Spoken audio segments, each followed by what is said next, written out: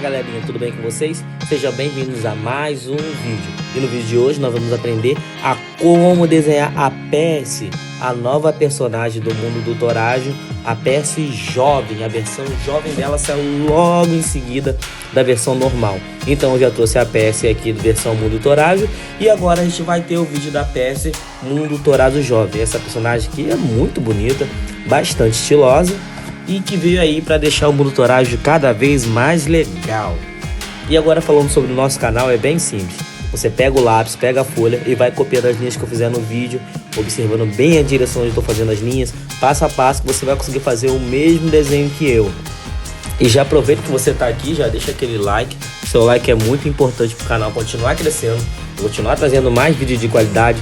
Por exemplo, essa imagem aí, eu fiz uma versão totalmente autoral, não tem uma cópia dessa imagem em nenhum lugar da internet. Então, para poder fazer uma arte como essa, eu demoro mais tempo do que simplesmente produzir um vídeo de uma posição que já está pronta. Então, para fortalecer aí todo o meu trabalho, deixa o seu like, se inscreve no canal se você ainda não é inscrito, ativa o sininho aí para ficar por dentro das atualizações.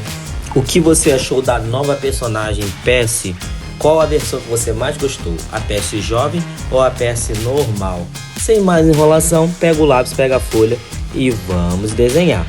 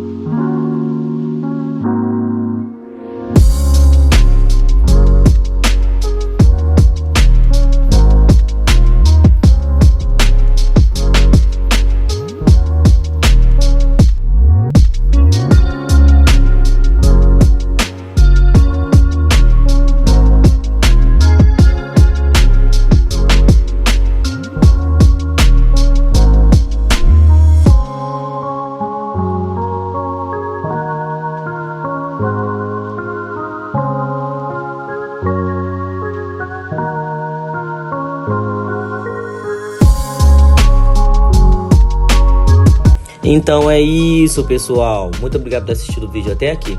Comenta aí embaixo o que você achou do vídeo. Assista os outros vídeos que estão aparecendo pra você aí no card. Valeu, tchau, fui!